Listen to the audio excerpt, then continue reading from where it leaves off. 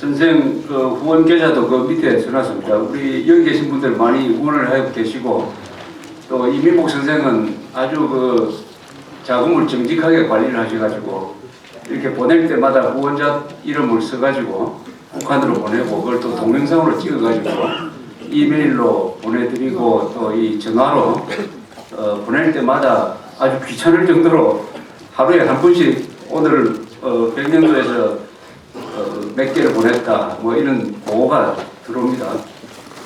그게 바로 여러분들하고 우리 이민복 씨하고 강철원 씨하고 같이 싸우는 거죠. 같이 싸우는 거죠. 이 전쟁을 하려면은 앞에 싸우는 사람이 한 사람이면은 뒤에서 보급 지원을 한 사람이 그 사람보다 훨씬 더 몇 배나 많습니다. 그래서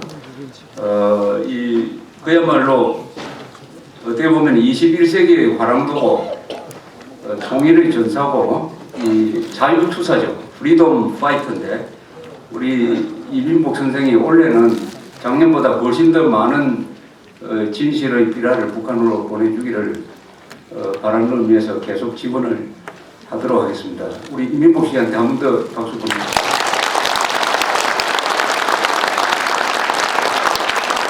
오늘 지금 북한하고 가까운 데서 싸우는 그래서 북한에 대해서 아주 생생한 정보를 얻는 이 두 사람의 말씀을 들어보면 저도 많은 것을 배웠습니다. 강철원 씨는 이렇게 이야기를 했습니다. 이미 북한은 무너졌다. 내부적으로 무너졌는데 북한이 무너진다고 걱정한다는 것은 거꾸로 아니냐. 오히려 북한이 공식적으로 이제는 뭐 비공식적으로 무너졌는데 공식적으로 무너지면 오히려 북한이 안정되는 것이다.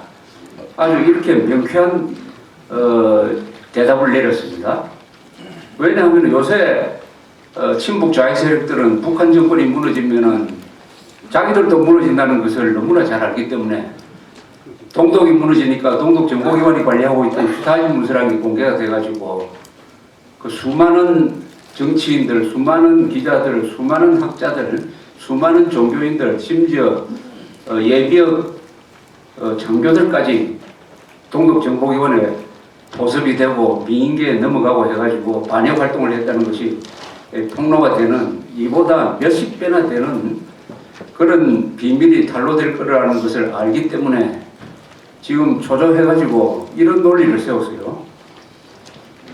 북한이 무너지면은 중국 차지가 되니까 북한을 도와야 된다.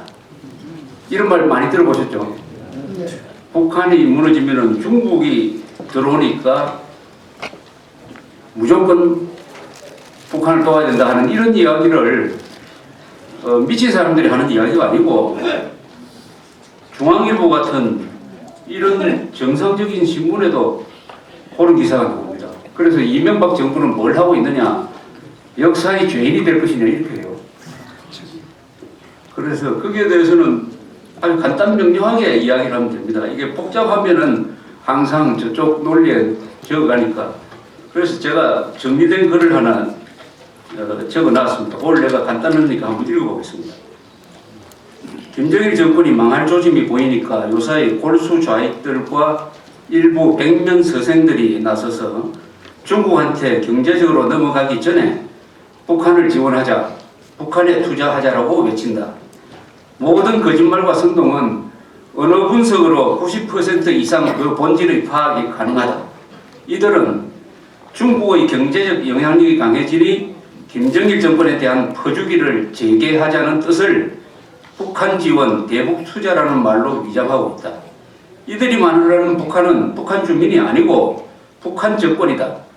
남한이 지원하는 물자나 돈을 북한 주민들이 직접 받아본 적은 한 번도 없다. 북한 정권이 받아서 지배청이 발라먹거나 시장에 내다 팔아 돈벌이를 하거나 핵 미사일 개발과 간첩 난파에 썼다. 작년에 북한에서 신종플루가 발생하였다고 하여 한국 정부는 1,000만 달러어치 이상의 치료약을 북한 정권에 보내주었다. 북한은 그 뒤에 신종플루 환자는 9명이었는데 다 치유되었다고 발표했다. 그렇다면 우리가 보내준 감기 치료약은 어디로 갔는가? 이 결정적 시기에 북한 정권에 막대한 현금이 들어가면 무슨 일이 일어날 것인가? 김정일 정권이 회생할 것이다. 자신감을 되찾은 정권은 시장 기능을 약화시킬 것이다. 주민들에 대한 탄압력이 강화될 것이다. 핵 및 미사일 개발은 가속화될 것이며 작년의 핵실험 이후 성공적으로 지속되고 있는 유엔 주도의 대북 제재망에 구멍을 낼 것이다. 그렇게 되면 한미, 한일 관계에 겁이 갈 것이다. 북한 정권이 자원개발권을 중국에 팔아넘기는 것을 막으려면 중국보다 더 많은 돈을 주는 수밖에 없다. 그만큼 한국이 손해를 본다. 그래도 북한은 한국 측의 권리를 보장하지 않을 것이다. 그들이 개성공단과 금강산에서 하는 짓을 보면 알 수 있다. 그런데도 백면 서생들과 좌익들은 북한에 무조건 지원하고 투자하라고 부추긴다. 나라 돈은 콩돈이라고 생각하기 때문이다. 좌파 정권 10년간 약 100억 달러의 금품이 북한 정권에 제공되었는데도 북한 경제의 중국 예속화가 가속화된 것은 무엇을 말하는가? 그 100억 달러가 경제에 쓰이지 않았다는 증거이다. 경제에 안 쓰였기 때문에 이런 일이 일어납니다. 그런 자들에게 또 부주기를 하자는 주장은 밑빠진 독에 계속해서 물을 붓자는 이야기다. 더구나 망행하는 김정일 정권을 믿고 투자하라는 것은 부도날 회사에 투자를 권유하는 것과 같은 일종의 사기 공모에 해당한다. 북한이 중국 경제력의 영향권으로 들어가는 것은 좋은 면이 많다. 중국 경제는 시장 경제이다. 그만큼 북한의 시장 경제가 커진다는 것을 뜻한다. 이는 그만큼 북한 사람이 각성하고 상업적 자유가 커진다는 것을 뜻한다. 그런 시장을 통하여 바깥 정보가 많이 들어가는 것을 뜻한다. 즉 북한 경제의 중국화는 개방화를 뜻한다. 이는 한반도의 자유통일로 가는 길이기도 하다. 중국을 핑계대면서 대북 투자를 선동하는 자들에게는 이렇게 말하면 된다. 부도 직전의 회사에 투자하라고 나라 돈 말고 당신 돈으로 하라. 카페에서 길게 설명했지만 이렇게 이야기하면 된다 얘기죠. 부도가 넓게 뻔한 북한에 좀 투자하라고. 그것도 이문, 이자, 계약 같은 거 다 무시하고 무조건 투자하라고 주장하는 글이 중앙일보에 가서 나올 정도면은 한국이 이 지도청이 이 눈앞에 다가온 이 찬스를 잡을 수 있겠느냐 하는 이 의심이 불안감이 생긴다는 말씀입니다. 바로 찬스는 왔는데 이것을 잡아야 될 사람이 1차적으로는 우리 이명박 정부인 것입니다. 이명박 대통령은 외교를 잘했어요. 한미, 한일 그리고 남북 관계도 잘 버티기를 해오면서 드디어 북한을 포위망에 넣어가지고 이제는 딱 요리할 단계에 들어갔어요. 중국도 우리 예상했던 것과는 달리 북한에 대한 대규모 지원을 하지 않고 있습니다. 중국도 아마 김정일 정권은 안 되겠다.